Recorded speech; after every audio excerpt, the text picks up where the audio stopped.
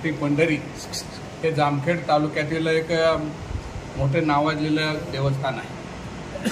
खरं तर गेल्या 300 वर्षाचा इतिहास या गावाच्या मंदिराचा आहे आणि हा इतिहास पाहत असताना पहिल्या काही वर्षात नगर जिल्ह्याच्या बाहेरून अनेक दिंड्या या ठिकाणी येत होत्या। मधल्या काळात काही दिंड्या बंद झाल्या, परंतु तिंत्रचे महाराज साबळे महाराज यांनी 40 वर्षापूर्वी पुन्हा दिंडी सुरू केली आणि ही धाकटी पंढरी पुन्हा प्रकाश झोतात आलेली आहे। या धाकट्या पंढरीत आता जवळजवळ 11-12 गावच्या दिंड्या येतात। या दिंड्या आल्यानंतर त्या ठिकाणी ग्रामस्थाच्या वतीने त्यांचं स्वागत केलं जातं। त्या दिंड्याला प्रत्येक दिंडीतील लोकांना फराळाची व्यवस्था ग्रामस्थाच्या वतीने केली जाते। नंतर आरोग्य सेवा त्या ठिकाणी देण्याचा प्रयत्न ग्रामस्थ करतात। राहण्याची जेवणाची व्यवस्था राहिलेल्या लोकांची त्या ठिकाणी केली जाते आणि एक तालुक्यातले चांगलं देवस्थान म्हणून त्या ठिकाणी नावारूपाला आलेले आहे। यावर्षी ट्रस्टच्या वतीने माननीय आमदार रोहितदादा पवार यांना पूजेसाठी बोलवलेलं आहे।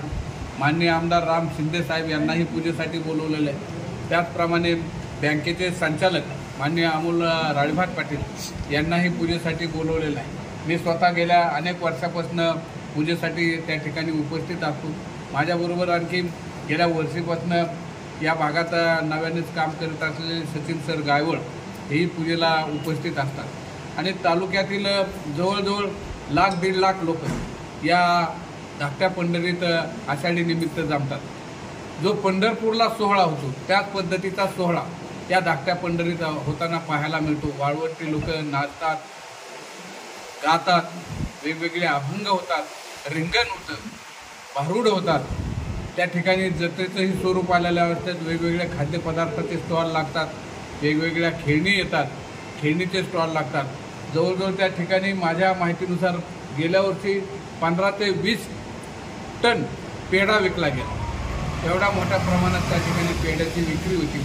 पांडुरंगाला एक प्रकारचा नैवेद्य म्हणून त्या ठिकाणी पेढा दाखवला जातो। अशा पद्धतीने या देवस्थानामध्ये चांगल्या प्रकारची यात्रा होऊन ज्या लोकांना पंढरपूरला जाता येत नाही अशी बरीचशी पंचक्रोशीतली, नगर जिल्ह्यातली, बीड जिल्ह्यातली, नंतर उस्मानाबाद जिल्ह्यातली आणि काही सोलापूर जिल्ह्यातली माणसं त्या ठिकाणी येतात आणि एक मोठा सोहळा त्या ठिकाणी भक्तिमय रूपात साजरा होतो आणि हा भक्तिमय रूपात होणारा सोहळ्यामध्ये जामखेड तालुक्यातल्या राजकीय लोकांनीही सहभाग नोंदवावा असं आमच्या अध्यक्षांचं मत आहे आणि म्हणून यावर्षी दोन्ही आमदारांना, खासदारांना आणि राजकीय क्षेत्रात काम करणाऱ्या दिग्गजांना त्या ठिकाणी बोलवले। त्याचप्रमाणे आपल्या सर्व पत्रकारांना त्यांच्या वतीने विनंती करतो की एकादशीच्या दिवशी दुपारी 12 वाजेपर्यंत आपण जर त्या ठिकाणी आला तर तिथला सोहळा आपल्याला पाहण्यास मिळतो।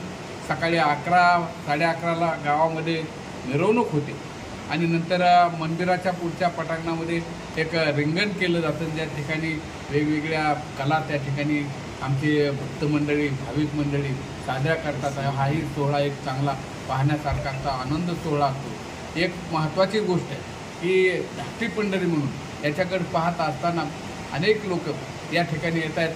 धाकटी पंढरी विकसित होत असताना पर्यटन विकासामधून त्याचा डेव्हलप होतो आहे, नंतर तीर्थक्षेत्र विकासातून डेव्हलप होत आहे आणि खाजगी लोकांनी त्यांच्या सहकार्यातूनही डेव्हलप होताना दिसते आणि निश्चित हे देवस्थान एक पर्यटन स्थळ म्हणून चांगल्या पद्धतीने नावारूपाला येईल। आपण सगळ्यांनी त्या ठिकाणी यावं असं विठ्ठल रुक्मिणी मंदिर सेवा ट्रस्टच्या वतीने आपल्या सगळ्याला विनंती करतो। विठ्ठल रुक्मिणी ट्रस्ट धनेगाव धाकटी पंढरी गावात अनेक गावचे दिंडे येत आहेत। 10-15 गावचे दिंडे येते, जवळजवळ 1-1.5 लाख पब्लिक येत आहे। त्यांच्या सर्व म्हणजे ह्याची व्यवस्था, फराळाची व्यवस्था वगैरे केली जाते। या वर्षीच्या वारीसाठी पिण्याचे शुद्ध पाणी, सर्व भाविकांना फराळाची व्यवस्था, तसेच आरोग्य सुविधा म्हणून तिथे कॅम्प लावण्यात आलेला आहे। तरी सर्व भाविक भक्तासाठी पार्किंगची सर्व पोलीस बंदोबस्त ठेवण्यात आलेला आहे।